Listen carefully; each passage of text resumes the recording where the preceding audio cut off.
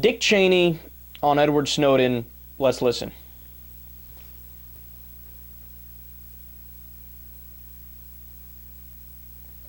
What do you think of Edward Snowden? I think he's a traitor.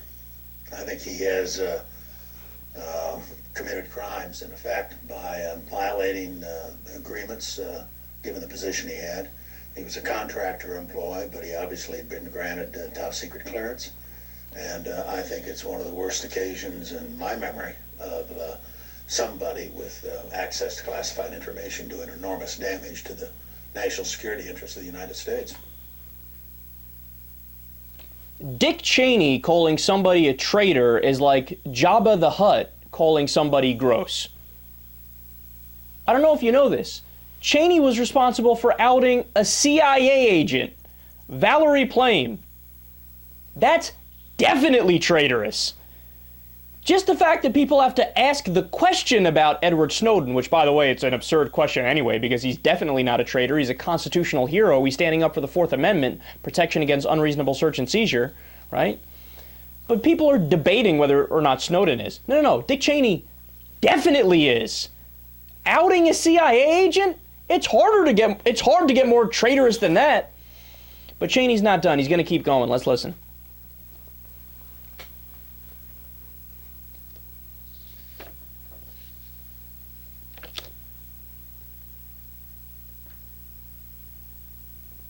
Let's assume that's right. Now the question is being asked, why does all of this have to be kept so secret? The terrorists clearly assume we're trying to intercept their phone calls and intercept their emails. So why not let the American public know the outlines, the general program, obviously not sources and methods and how you go in and the algorithms and all that, but the blueprint, the general outline of the program, so we as Americans can debate it? Well, I have problems with respect to that concern. I understand people's concern about it, but an intelligence program that does reveal sources and methods, which in fact is what you're talking about, is significantly less effective because you're not just revealing it to the American people, you're revealing it to your targets, to your adversaries, to the... I love that. Chris Wallace says, obviously Al-Qaeda knows we're trying to spy on everything they do, so why not explain to the American people what you're doing to them and why you need to do it? And Cheney's like, because then Al-Qaeda would know we're trying to spy on them. Dick, were you not here like 7 seconds ago when Chris Wallace said they already know that we're trying to spy on them? No, but it shows you they don't have an argument, man. They're so intellectually bankrupt that even when Chris Wallace prefaces his point by saying, of course Al-Qaeda knows that we're trying to spy on them, so why should you spy on Americans?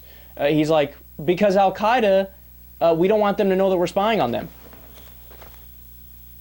Oh, these guys, and notice how much he fumbled with that too. He couldn't deal with that question. He was like, I'm out. I got nothing. So, wait, we got more Cheney here. Let's listen.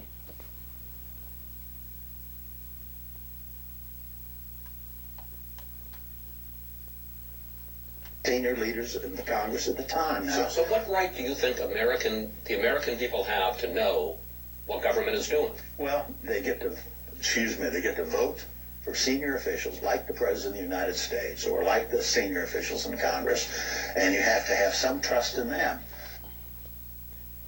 There it is. He finally just came out and said it. Dick Cheney is un-American. Okay, you're not supposed to just trust your leader after you elect them. That would be a dictatorship. Okay, all right, you got me in office. Now step aside while I run wild and do whatever it is I want to do, and I disregard whatever you, the American people, want to do in a representative democracy. But that's exactly how Cheney thinks. And he thought that when he was vice president as well, and he was pulling the strings of George W. Bush. He thought, no. You elected me, now I'm going to do whatever I want. You voted for my every whim, my every feeling, my every emotion, my every decree. And if that happens to contradict the will of the American people, so be it.